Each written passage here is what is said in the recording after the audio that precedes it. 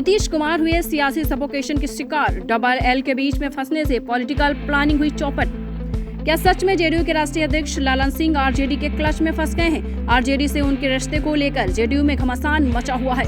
RJD supremo Lalu Prasad Yadav का दबाव अलग है। नीतीश कुमार बुरी तरीके से दो पार्टों के बीच में फंस गए हैं। इसी सब तमाम मुद्दों पर आज हम लोग बात करने वाले हैं। जी हाँ, आपको बता दें, कबीर दास जी का आपने दोहा जरूर सुना होगा, चलती चक्की देख के दिया कबीरा रोए, दो पाटन के बीच में साबुत बचाना को।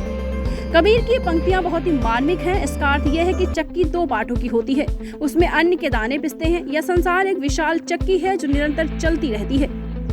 इस प्रकार इस मृतलोक के दो पार्ट है, नीचे का पार्ट पृथ्वी और ऊपर का पार्ट है आकाश।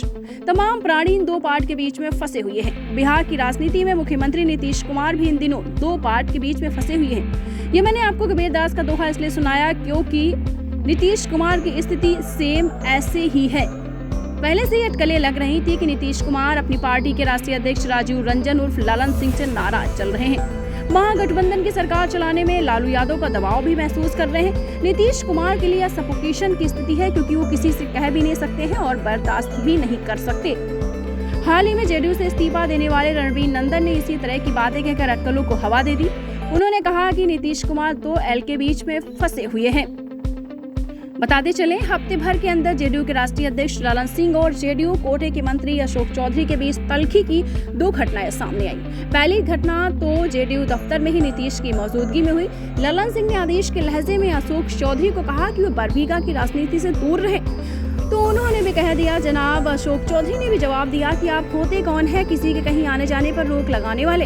इस तनातनी के दौरान नीतीश कुमार की चुप्पी के दो संकेत निकलते हैं। पहला यह कि ललन सिंह के बारे में नीतीश को कोई भनक लग चुकी है और दूसरा वो उनकी फजीहत कराकर पार्टी से बाहर जाने को मजबूर करना चाहते हैं। पार्टी पर अब उनका कोई कंट्रोल नहीं रहा। उसके अगले दिन नीतीश चौधरी के साथ वो दिखते हैं। आरजेडी सांसद मनोज झा ने राज्यसभा में ठाकुरों को केंद्र कर जो कविता पढ़ा, उसे लेकर बिहार में सियासी बवाल मचा हुआ है। जेडीयू में सबसे पहले एमएलसी संजय सिंह ने इसका प्रतिकार किया। बाद में नीतीश के बेहद करीबी मंत्री संजय झा ने भी ऐसी कविता पढ़ने से मनोज को बचने की सलाह दे डाली। दीक्षांत एडुटेक लाया है दीक्षांत डिजिटल क्लास। दीक्षांत डिजिटल क्लास का उपयोग कर छात्र बना सकते हैं पढ़ाई को बेहद आसान और मजेदार।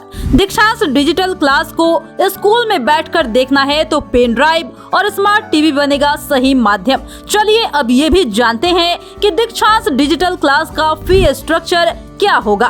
नर्सरी से लेकर यूकेजी के लिए 7,000, नर्सरी से लेकर दूसरी कक्षा के लिए 12,000, नर्सरी से लेकर 5वीं तक के लिए 18,000, नर्सरी से लेकर 8वीं तक के लिए 24,000, नर्सरी से लेकर 10वीं तक के लिए 30,000। अगर आपको डेमो करना है तो उसके लिए आप दीक्षांत डिजिटल क्लास के यूट्यूब चैनल को विजिट कर सकते हैं। हमारे यूट्यूब चैनल को सब्सक्राइब और फेसबुक पेज को लाइक करना ना भूले। धन्यवाद।